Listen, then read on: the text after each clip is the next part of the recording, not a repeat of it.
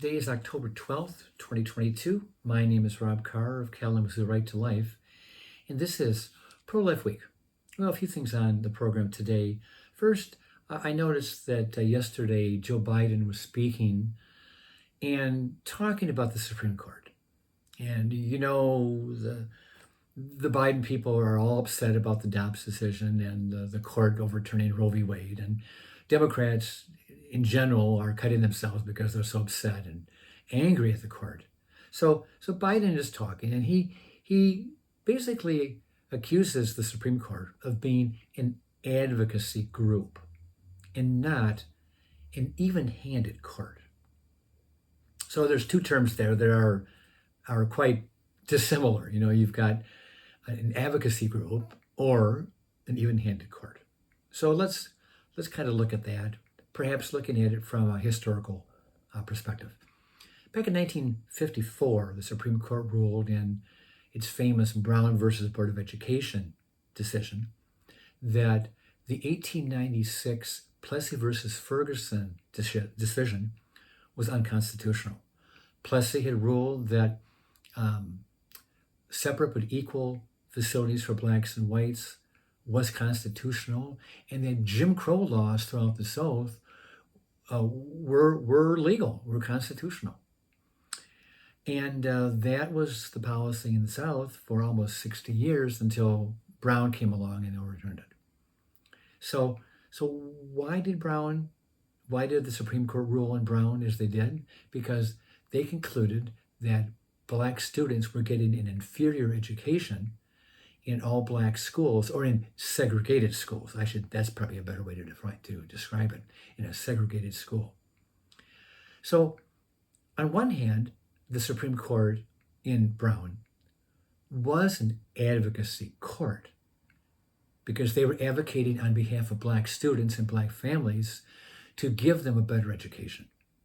Then you could also say that the court in Brown was an even-handed court because they wanted to give black students more, at least theoretically, more of a level playing field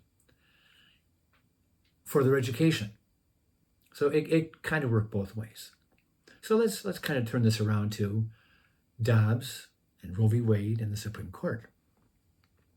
If the Supreme Court had been an activist court, they would have ruled that not only was Roe v. Wade unconstitutional, but they would have ruled that the baby in the womb was a person based on a different interpretation of the 14th Amendment.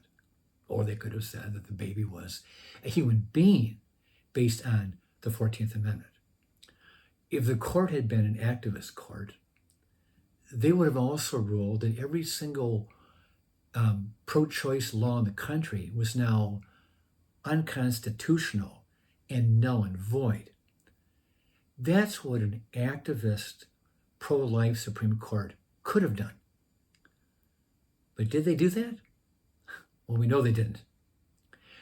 Rather, the court, in many respects, was an even-handed court because, like Justice Brett Kavanaugh said in the Dobbs decision, that the court is neutral.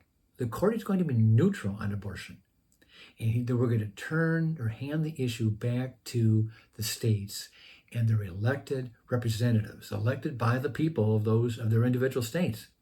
So in liberal states like California or New York, where the local state legislature is controlled by pro-choice politicians, they would enact pro-choice laws in keeping with their population. But in conservative states like Oklahoma and maybe Louisiana and a few others, where the majority of the legislature is conservative and pro-life, well, you're going to get pro-life laws. And in many respects, that is an even-handed solution to the issue of abortion. Okay. I'm getting tired of continually hearing the same drumbeat by the liberals in the media as well as liberal politicians that Republicans and the Supreme Court are extremists when it comes to abortion. We're radical. And gee, I'm thinking of the word extremism or extremist. And, I'm not coming up with the pro-life movement. I mean, when I think of extremist or radical, I think of maybe the Nazis. Well, they were probably more demonic than extremist. But the way they treated Jews, that was extreme. They went beyond the pale because they killed Jews and other minorities and other groups, but primarily they were targeting the Jews. That was extreme. That was radical. That was barbaric. But all of a sudden now, in our country in 2022, it's extreme to want to save babies, save unborn children. And the people who are reasonable and rational and just everyday people, they're the ones, supposedly, that want to terminate pregnancies and kill the unborn. So I find the whole logic pretty twisted, pretty convoluted, that those who want to save lives are the extremists, and those who want to take lives are the rational people. I just can't see it. I just can't see it. Okay, mark your calendars. Mark your calendars. Prayer in the Park is what it's being called. A ecumenical, pro-life, Christians of all shades and flavors are going to come together on October 23rd. It's a Sunday at 4 p.m., hopefully between 90 minutes and a 2-hour program, meeting in Arcadia Creek Festival Place at 143 East Water Street, right off of Kalamazoo Avenue in downtown Kalamazoo. Hopefully thousands of Christians are going to come together to sing and to pray and to hear words of encouragement from area pastors about the sanctity of human life and the importance of voting no on Prop 3. Remember, Prop 3, we've been talking about Prop 3 a lot on Pro-Life Week the last 3 or 4 weeks. And, it's my own drumbeat, I suppose. But if Prop 3 passes, every pro-life law in the books will be invalidated. Parental consent, gone. Informed consent, 24-hour waiting periods.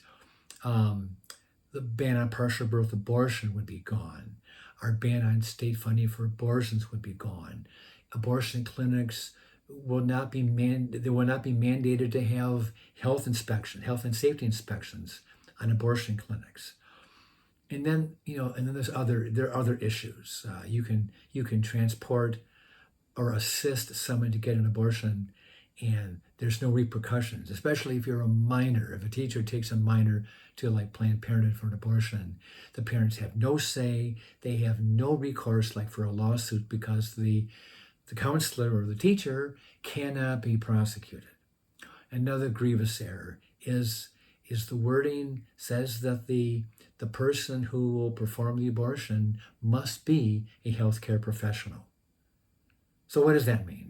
A healthcare professional is a chiropractor or a dentist or a social worker or a family therapist. Lots of categories fall into healthcare professional.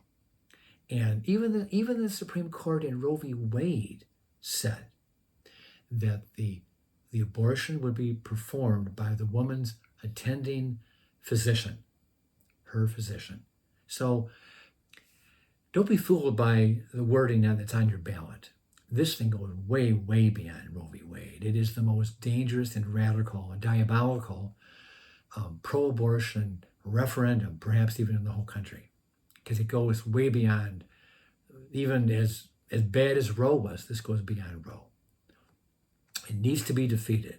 So come together October 23rd, 4 p.m., with other fellow Christians and fellow pro-lifers to pray that God would do a miracle and intervene and and cause that miracle to give us a victory in November, on November 8th for the midterms. With that, I will let you go. I will see you next time.